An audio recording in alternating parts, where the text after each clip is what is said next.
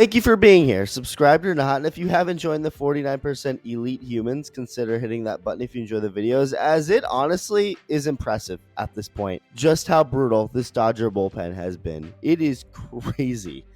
And also funny to think about how upset people were at them even signing some of the relievers they have to begin with, like Tanner Scott or Kirby Yates. I mean, when the Dodgers signed them, fans from other teams acted like their wife or husband of 20 years just cheated on them. I mean, they were distraught. And that goes with really anyone they got. And, well, here's a good reminder that just because a team signs good players doesn't necessarily equal those players being as advertised. People seem to forget this obvious fact too much, that baseball isn't a math equation that you can just full on predict.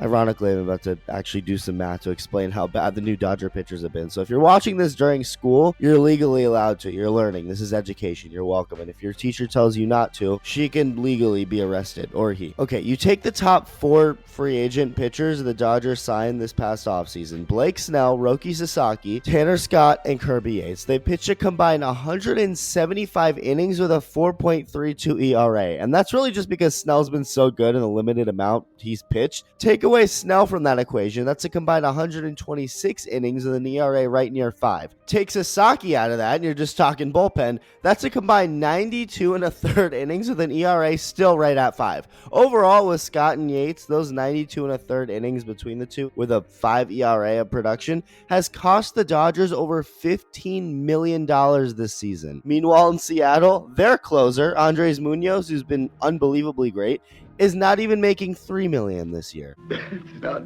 fair.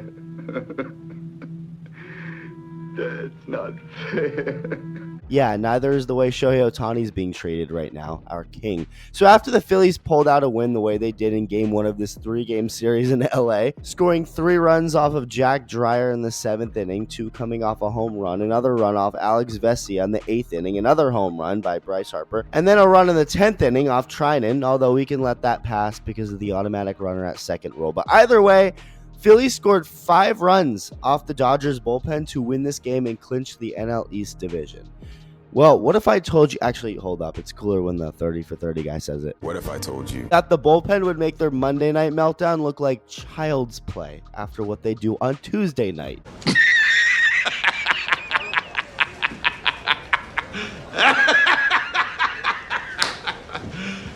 You serious? See for yourself. Shohei Ohtani on the bump, Harrison Bader, preview of next year's World Baseball Classic, Japan versus Israel. Japan wins. He grounds out right to Tommy Edman at second for the first out. Up comes the guy some folks on the street are saying should win the MVP award over Shohei Ohtani.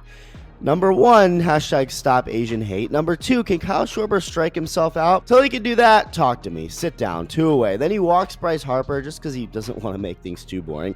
Up comes the dude the Phillies just picked up off the street before they get... Oh, my bad. Brandon Marsh. He thinks he can sneak one by Shohei. He's like, nah, man. Here you go, Freddie. Sit down. Shohei then sprints off the mound into the dugout. Why? Because after throwing 102-mile-an-hour fastballs and sending big league hitters back to their own dugouts, he has to pick up a bat of his own now and face some big league pitching by leading off tonight, facing one of the best pitchers in the league this year, Christopher Sanchez. No big deal. Whack. This grounder isn't fielded cleanly enough. Shohei would have been safe at first anyway.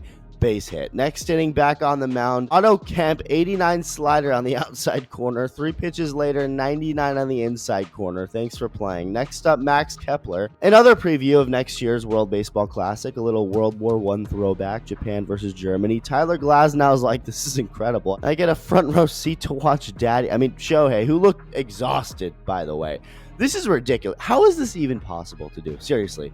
To pitch and hit this well. Yes, I'm glazing him right now. You can come at me for it. I'm going to come harder. Wait.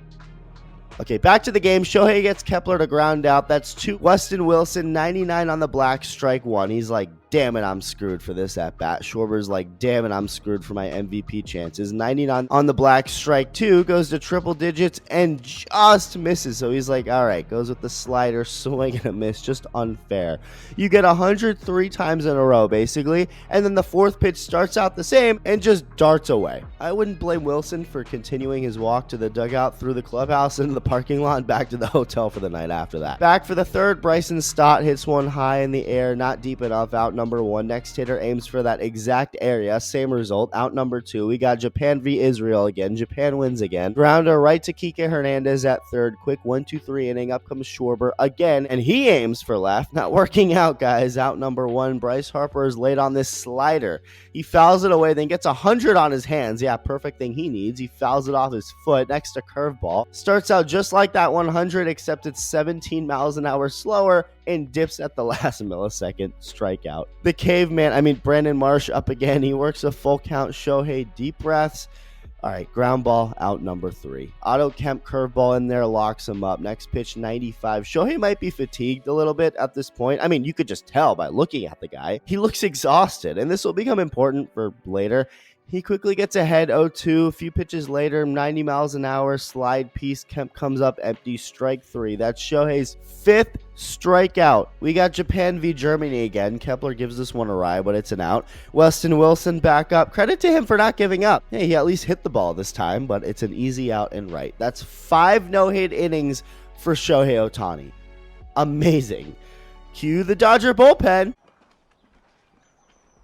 Fuck. In comes Justin Robleski to pitch the 6th inning. Dodgers up 4-0. Things are going great. First hitter up. Bryson Stott hits this ball pretty hard, but for an out. That was as lucky as Robleski got. Next hitter, Rafael Marchand grounds one in a right. Then Harrison Bader hammers this in a left.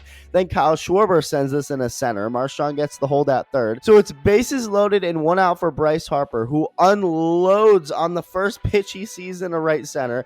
2-run score. All of a sudden, the lead is cut in half. You blink a couple more times, there was no more lead. The Phillies now had it. After the homeless guy, Brandon Marsh sends this 0-2 slider into the right field stands. 5-4 Phillies. 5 hits in a row. Single, double homer. Shohei's chance for a win is killed just like that. Unbelievable. In comes Edgardo Hernandez, who throws really hard. Surely, all right, that's a good option. That one is smoked deep to right field. Towering shot. It is gone. Solo home run by... Now, a lot of people naturally went at Dave Roberts for taking Shohei out, and yes, he was through 5 no-hit innings, but first off, they're not going to have him go that deep into games just in general. They want him as fresh as possible for the playoffs.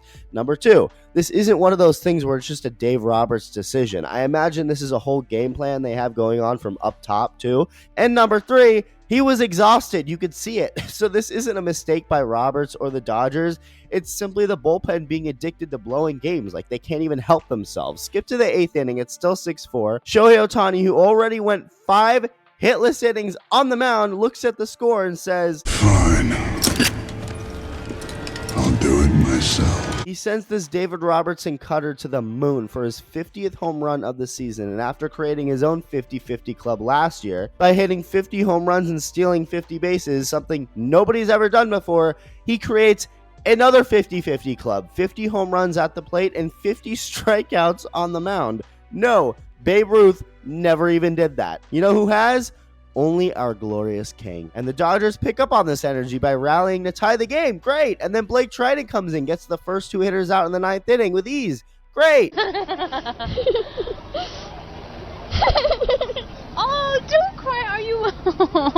Weston Wilson smacks a double. They intentionally put Bryson Stott at first base. They don't trust to get him out, apparently, but they trust him to get Rafael Marchand out, which, okay, I guess that makes sense. He's only hitting 200 this season. He's only had a career 200 at-bats over a 4-year big league career that's just been full of pit stops. What does this guy really get?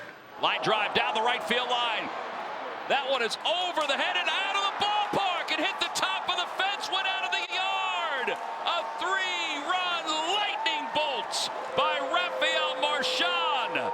And the Phillies have retaken the lead. The Dodger announcer, Joe Davis, brought up a stat that doesn't even seem real. He said there have been 4 instances over the last 7 years, before, I think this year, of the Dodgers bullpen giving up 9 runs in a game. 4 over 7 years or so. This year, there have been 5 of them. Let that one sink in. Yeah, I'll leave you with this one. Shohei Ohtani throws 5 no-hit innings while going 2 for 5 with a home run as the Dodgers lose 9-6. Let me know your thoughts and thank you for watching. Love you. Bye.